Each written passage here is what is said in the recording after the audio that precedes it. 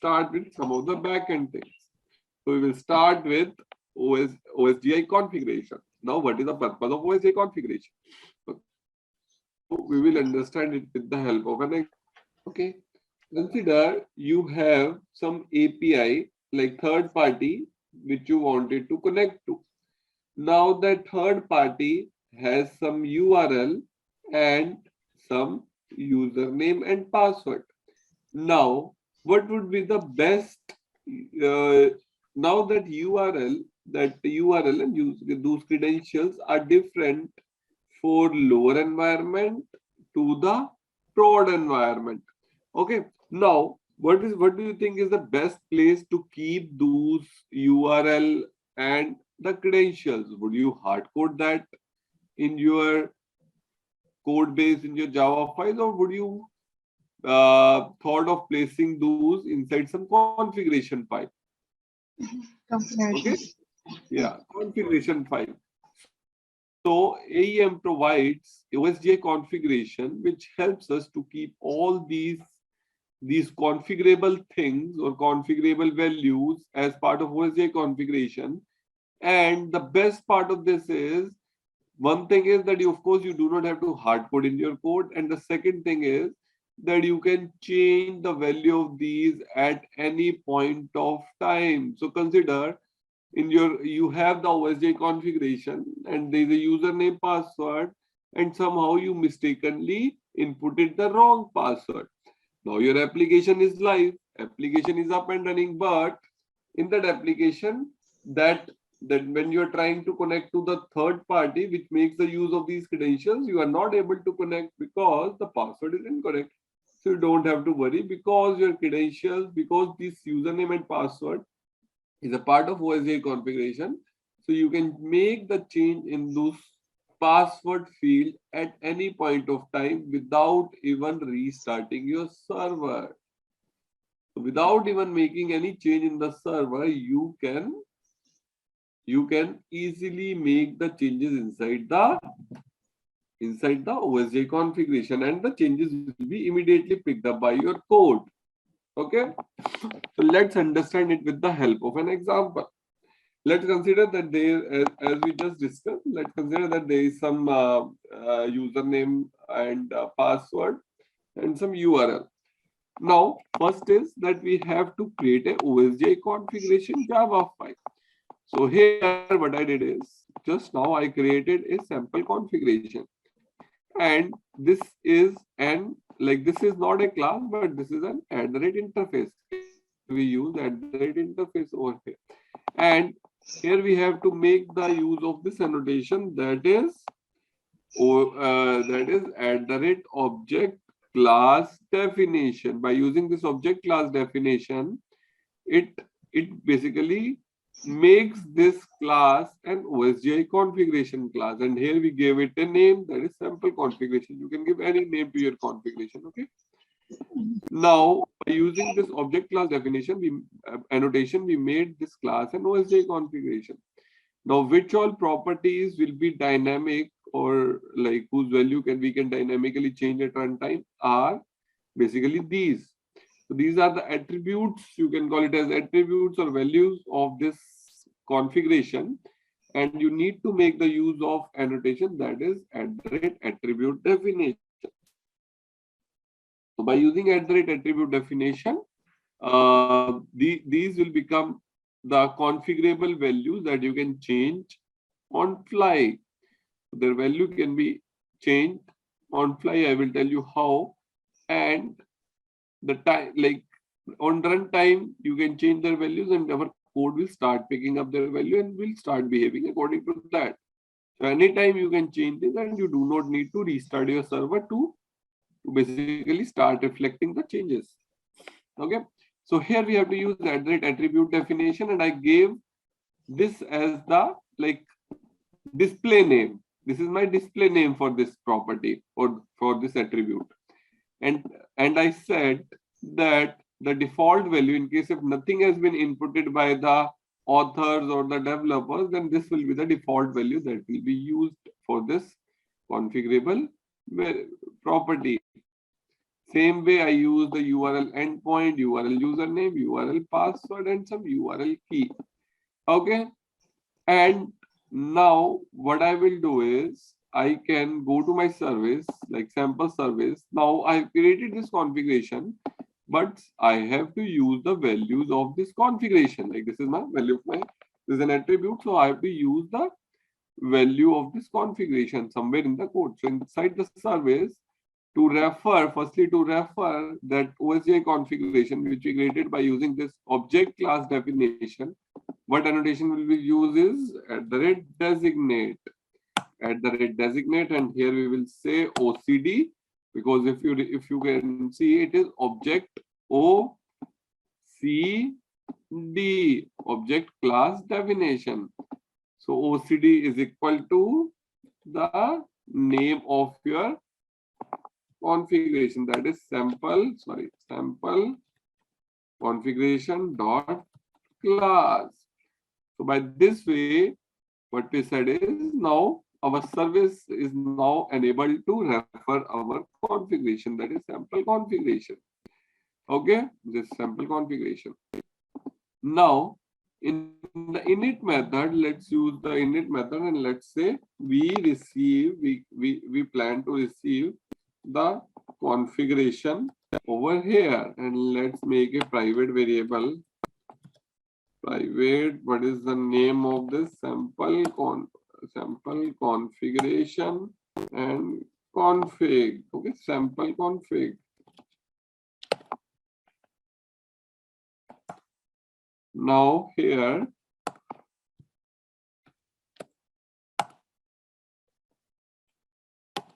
okay, what I did is inside the init method, I received the object of sample configuration inside in a instance variable. Now I have received this. Now the final thing, what I want is I create a method public string get URL details. Okay, and here what I will do is, let me write a return statement, or let me create a string variable. URL is equal to, now I have the sample config. So what is here, you can see the all the and URL password. I have made these 4 fields configurable as part of my sample Osj configuration. Now I will go over here and I will say I have to use what is URL endpoint. Okay, and then let's put some space.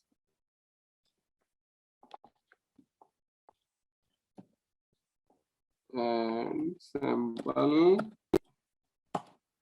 dot URL username. Sample dot URL like password. Pretty simple.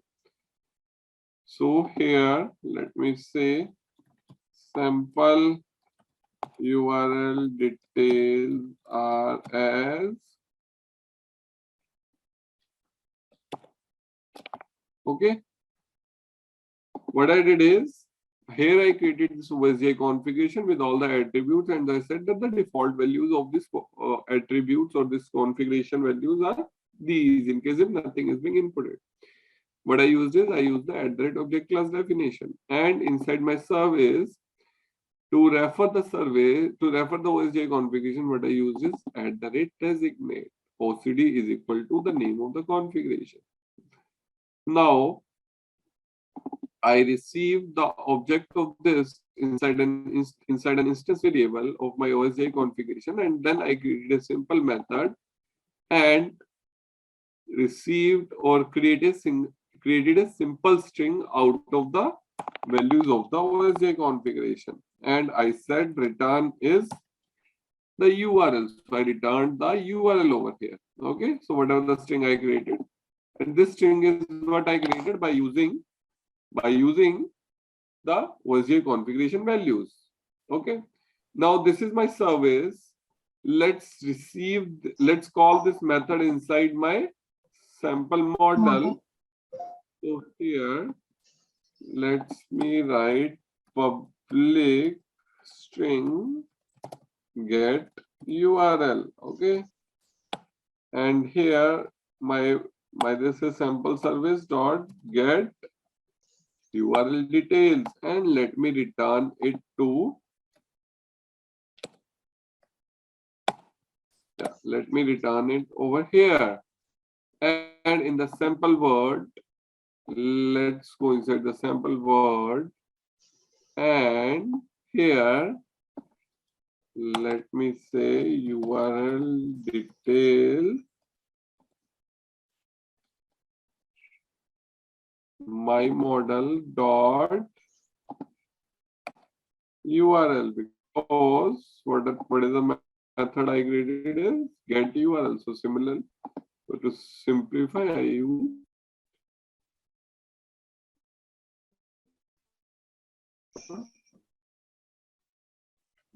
pretty simple. I use dot URL. Let me just build this. Okay.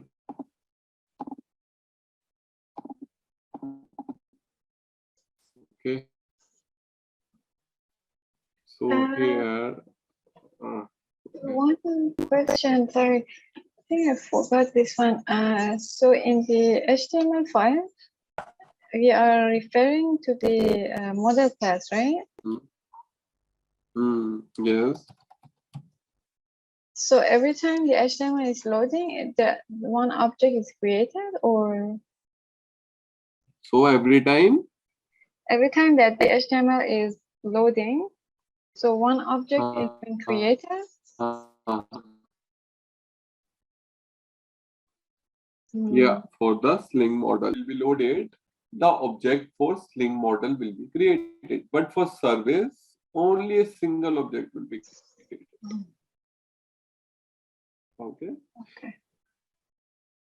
Because see, there is a reason. Because in dialog, authors can make a change at any point in time. So in case the dialog can be changed, values of dialog can be changed anytime. So of course, your backend system, which is your Sling model, should also behave accordingly. Should be capable of receiving, and your service are nothing but utility classes, which is receiving the input and working on the basis of it. The so update value is what they will get. Yeah, absolutely. Okay, so it's building, and let's just wait for it to completely build, and we will see that the sample configuration that we created by this name will be available as part of our Osj configuration. Now, how do you see your Osj configuration? Now, let me firstly show you. So here, if you go inside the system console config manager, here all the configurations are being stored, which is our Osj configurations. So once this code will get deployed, you will also see the sample configuration. Why I'm calling it sample configuration? Because I named my configuration as sample configuration. So this configuration will also be available along with the other configuration. So basically, other configurations are all the Adobe Autobox code using the configuration are the available one, along with ours, this one. Okay, so this is what we have created. Plus, there will be a lot of other configurations which will be Adobe's out of box provided.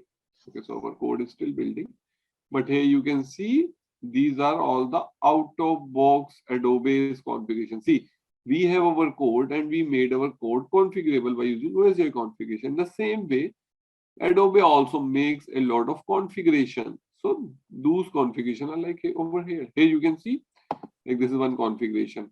So if I opened it, it says some API URL, API endpoint URL, timeout socket endpoint. Because see, these endpoints, of course, you cannot, or you can, but you should not hard code these as part of your code base. Of course, this is not a good practice. That is why we make them as configurable.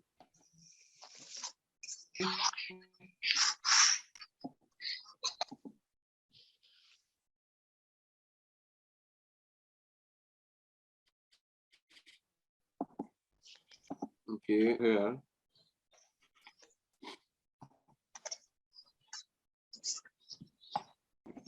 So I tell you one of the Autobox configuration, that is a partner link resource resolver factory.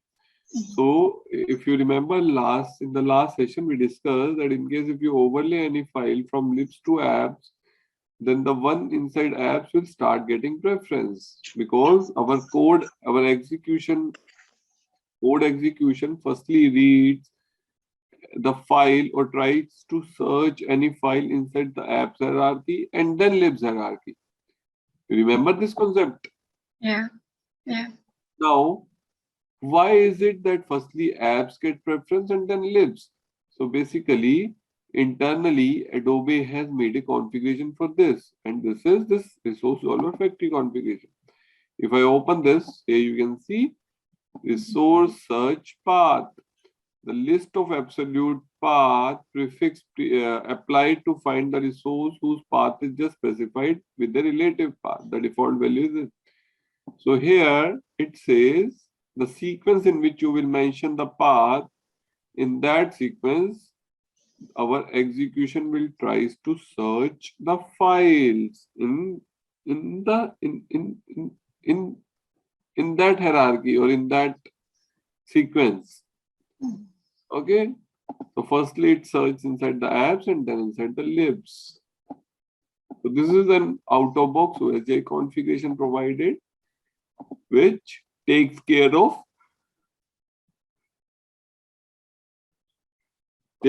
this. Okay. So now our code has been deployed. Okay, let me just refresh my Osj configuration and also open my page. So my page is, yeah, this one, content.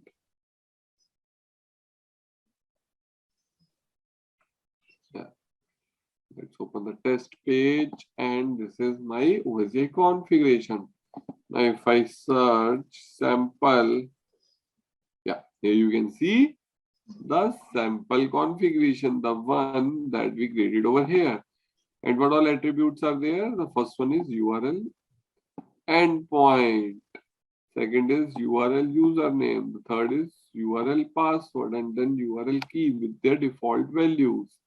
If I open this, here you can see the URL endpoint, URL username. This is password and this is key. Why password is being shown like this? Because I said that this is a password field. The type is password. Okay. Okay.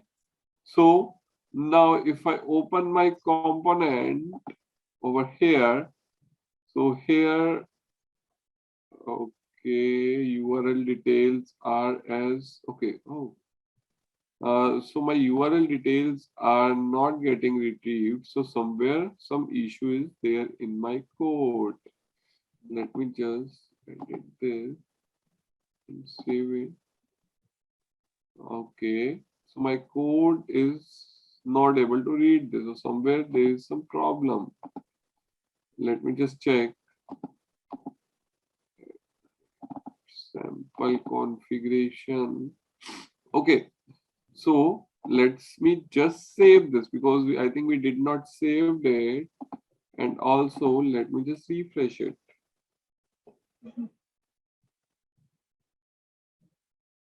Yeah, you can see the sample URL details are as yahoo.com, Yahoo username, and the third one was the password whose value did not came up, because here the sample configuration, okay, the default value was this one.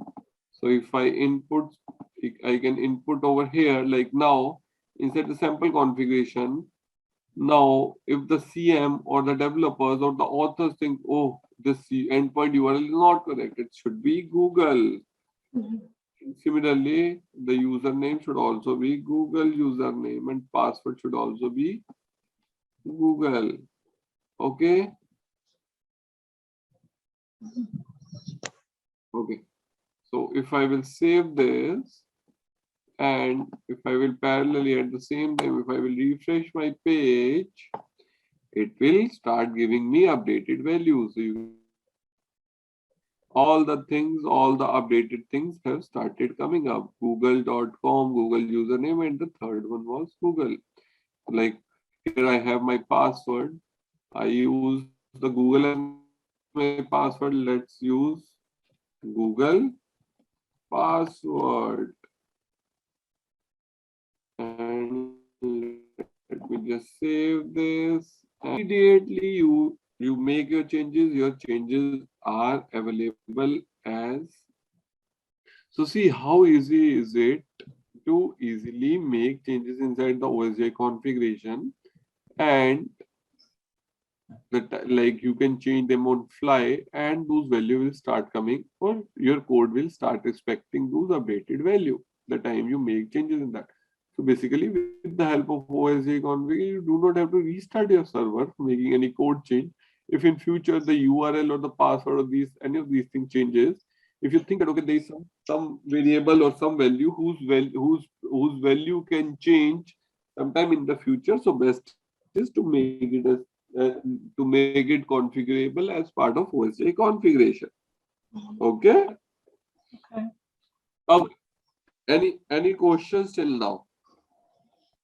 I think it's okay. Yeah. We have. I mean, we have the same thing like this. Okay. Okay. Okay. So in your code you are using the same thing. Yeah. In the configuration, there is a flag. Like is something.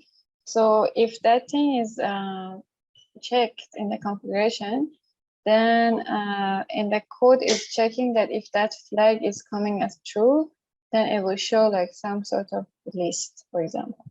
Okay. That's great. Okay. I think it's somehow like some configuration on the fly, right? Yeah. Yeah, That exactly. I'm going to makes tell about that only. okay. I am going to tell about that only actually.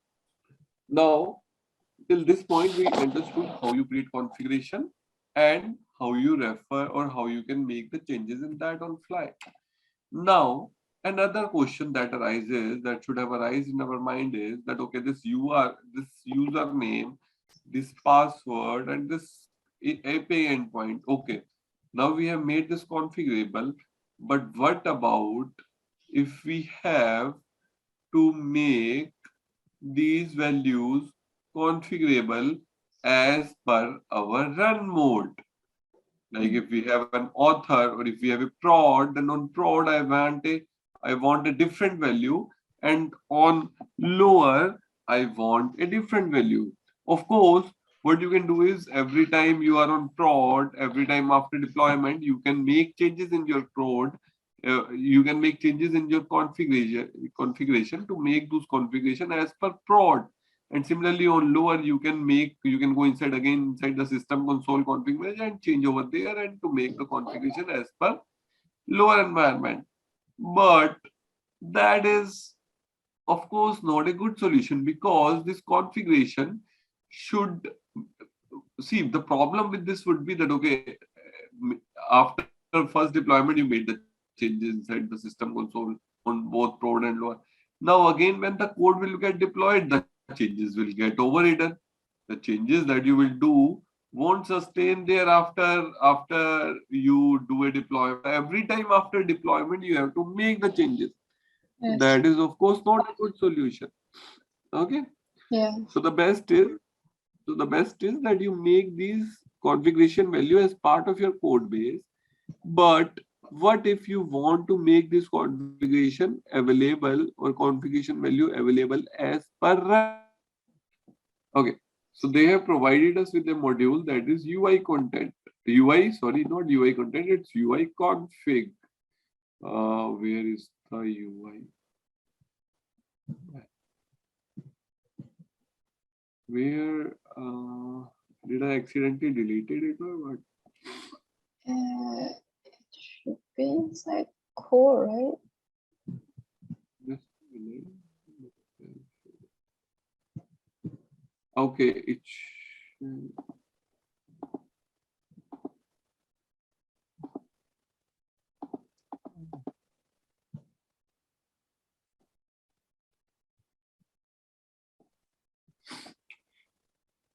so looks like some issue has or it has been accidentally deleted. Oh man, UI content is there, but there is no UI config. So there needs to be UI config folder. When So that we create the whole project, it will be in the command or something, or yeah, maybe while creating this project, maybe sometime during that we didn't realize, but that module was not created. Let me do one thing. Let me just copy it from the others one, and we'll add this as a dependency in our parent one. So if I go inside the teams, so UI and UI content. Oh, that's strange. They also do not have it. I think where else do we keep it? Not inside our dispatcher. It's IT launch, UI apps, UI app structure node, UI content, content, no, neither inside conf. Strange. There is no UI config folder. Neither is it inside. Okay. Ah,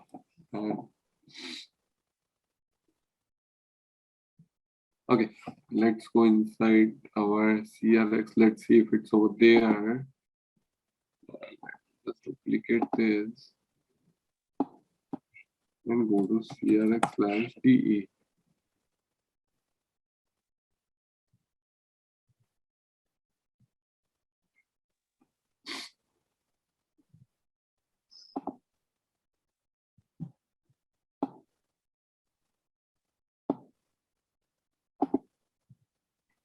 Yeah. Okay, it's over here. That's strange. But why can't I see? I think it should be UI apps, SRC. Is it JCR? I just have some. Oh, okay, it's over here. So yeah, see, it's over here. Instead the UI apps, if you see. Oh, okay. So why did I got confused is because in one of the latest archive, what they have done is that these config here, you can see the config folders. yeah. These are the config folder where you can place your configuration as per run modes. I will tell you how. Like here you can see always the folder name should be config and then there's a dot. Then after dot, it should be the name of your run mode. Like if you remember, our run modes were of course author and publisher, but also our run mode, custom run modes for our author was prod and prachi. If you remember that correctly. So here what we can do is like here I can just copy this. Do I have any file? Okay, is there any file under over here? All have is okay. Let me just copy this, and what I can do is, oh, how can I copy this? It's at the top here. And over here I can paste it, and here what were the run modes? Of course author was one of the run mode, then I have the prod, and then I have prachi. Okay, so after config, whatever is the name, are the names separated by dots will be your name of your run mode of that instance. Now if so all these are the name of your run mode, if you remember correctly. Do you remember? All these were the name of a run mode. Yeah. If I remove any of the run mode, then it's okay. Still, this is a valid folder because Also, my run mode name of my author instance is author and prod. But let's consider if I gave it a name config.author.prod. Like something like EE. Now EE is not an run mode name, so this will not be considered as a run mode folder. So we need to give a proper name to our folder where we can store our configuration. So here I gave a name as config.author.prod. Here I could have also given as config.author.prod.prachi, because Prachi was also run mode, was also the name of our run mode. Now let me do is one thing, let me save it like this. And here you can see now, okay, now here I have two folders. One is config.author, the other is config.author.prod, and then there is a config. Now, now let me firstly create a configuration. So how will I create a configuration for my sample configuration? What was the name of the service? The name of the service, it would be the name of the service. Using the name of the service, your configuration will be created. So here here is the package. So let me just copy this and let me paste it over here. So let me create a new file with name and then sample service.xml. So here we created an XML file whose name is the package name dot file name of the service, which is referring our configuration. So yes, XML, or basically your configuration file, is created by the name of the service, which is referring the Yes, one question, those run mode names we created inside the AEM instance, right? Yeah, run modes. Yeah, if you let me just show it to you again. Sorry.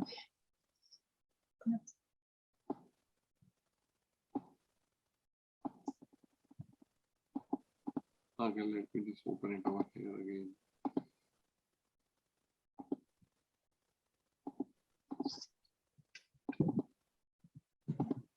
So here inside the startup, if you remember, I gave the run mode names. Yeah. Prod, Prachi, and of course, author is one of them. Okay. Yes. So that's what I gave over here. Now I have this XML over here, and I can place the same XML over here as well inside the config.author folder. Now consider this is also the same XML and this is also the XML. And if a service like my sample service, which is referring my configuration, if that gets hit inside the author instance, then my both these folder resolves to my author instance, because the run mode over here is author and the run mode over here is author.prod, because author and of course prod both are the name, and author of course is also the name. But which one is the best matching folder? The best matching folder is this one, because this is the maximum number of names that matches your run modes. Yes. So the XML or the configuration file below this will start getting preference. Okay.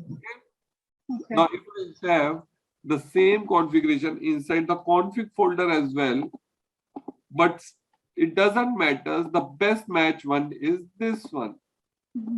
Okay. If this folder is not would not have been there, this folder also would not have been there, then in that case, this is the default folder which gets by default considered. Okay. Now, if I place some configurations over here, like let me just copy it from here. Why do we write it? So let me just place it over here and let's change it as per our configuration. So what was our the name of configuration, right? Yeah, this configuration. So the name is this URL endpoint. So let me use the name over here and let me put the value as training. Let's say training, AEM training. Okay. Now the second one, username. And the username, what I will place it as anything like AEM username. Okay. Okay. And let's give it like the run mode. What is the run mode is author prod. And this one is also author prod. Okay. Let's use these two properties and also let's use this one as well. Let's use three properties. So here we use the third one as well. And this is AEM password author.prod.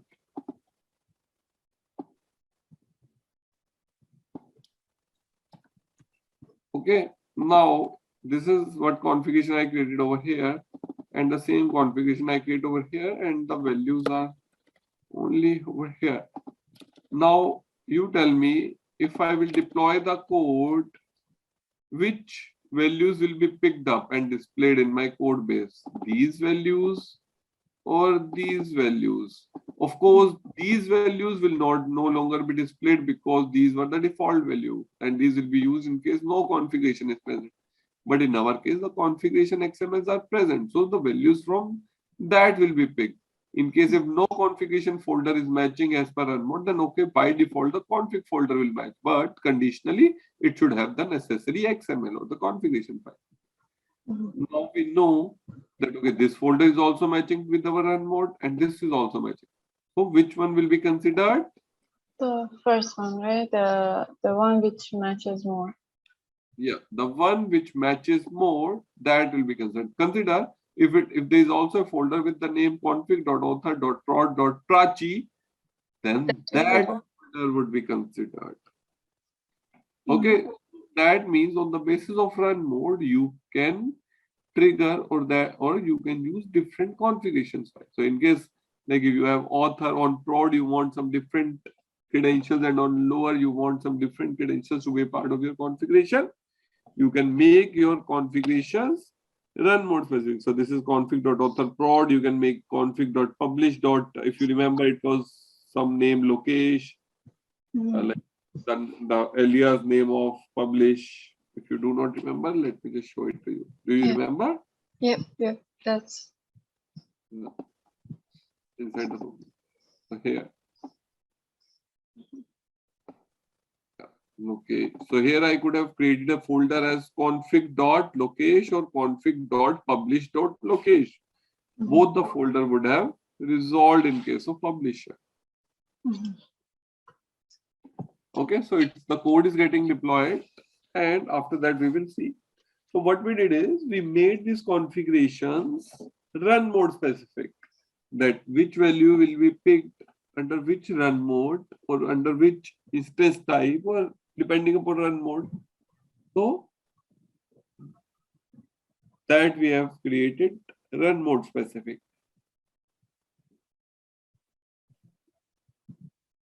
okay. Let's just see if our code is okay. It's still deploying. Once it gets deployed, then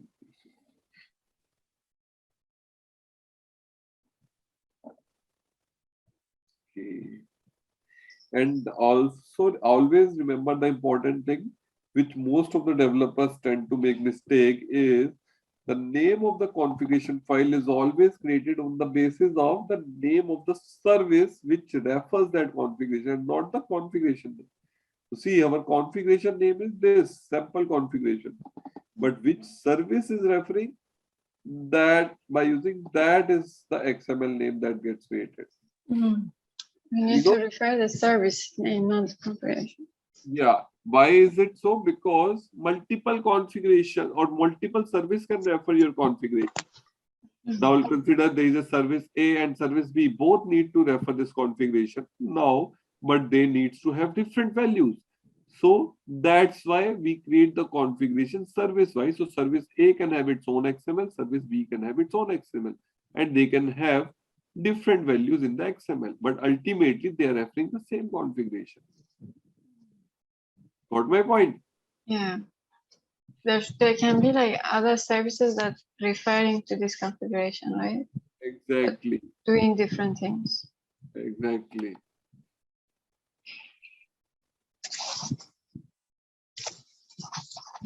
Now, if I go over here and refresh this,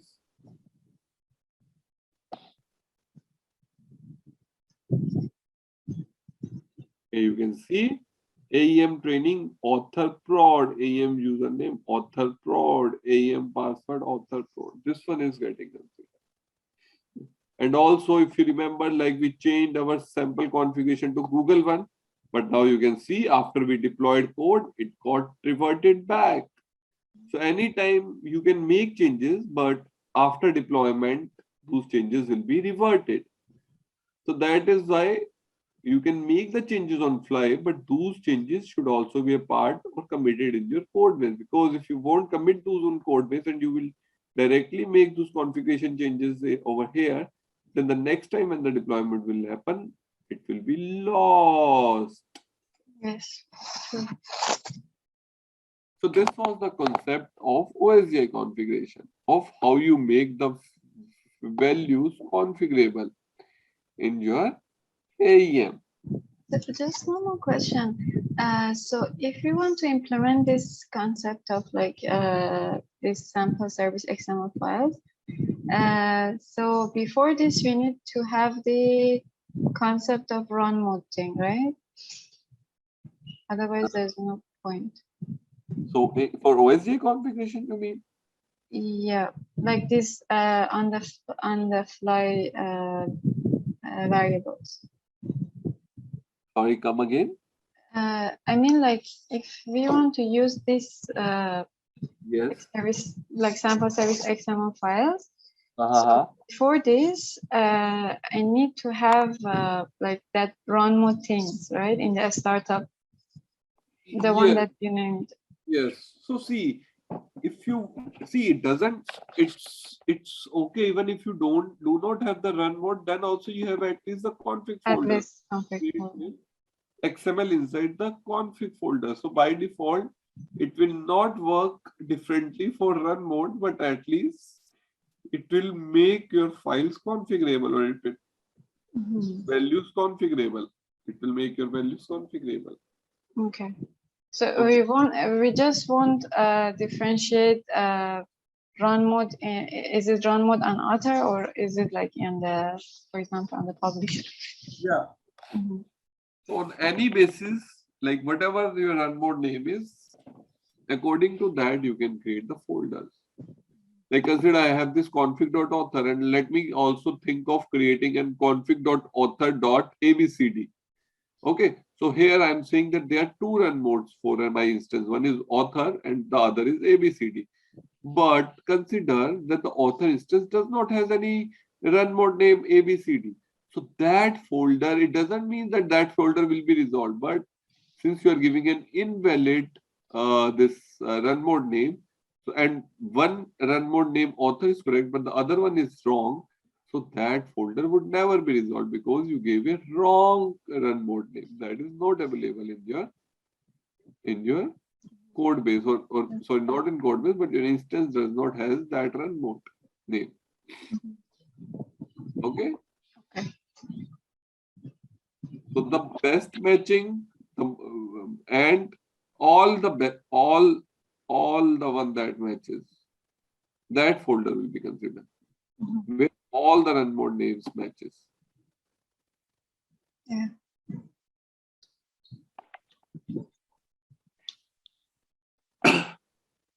Okay.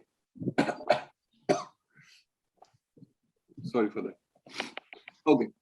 Let me start with the other topics, that is logging logger and what all the different type of log files are there in your AEM. So how would you troubleshoot the problem if you get? How would you see what exceptions are coming? Okay. All these we will discuss now.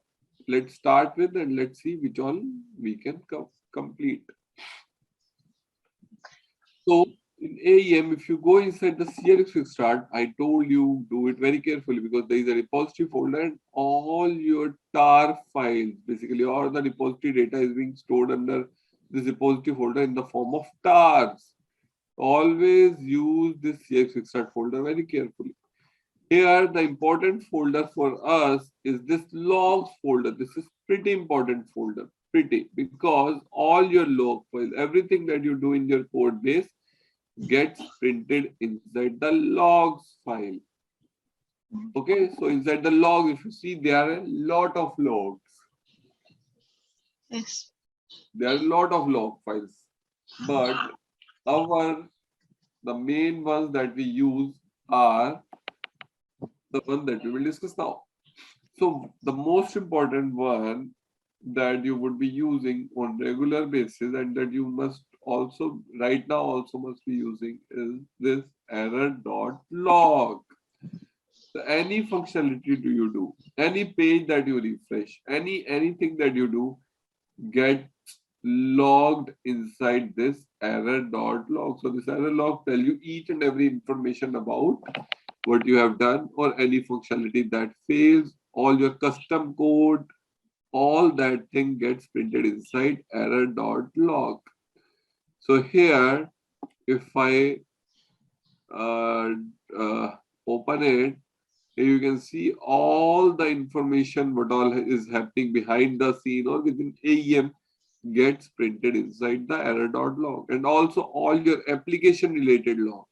Like when I talk about application loaded, it means that all your like you created a sample application, so all the Java files would be printing some info, warning, or error log. All those logs will be logged inside this error.log. So any issue that you get while executing any service, you don't know where it is failing, just go inside error.log and try to find what error is your log printing, what error is it coming.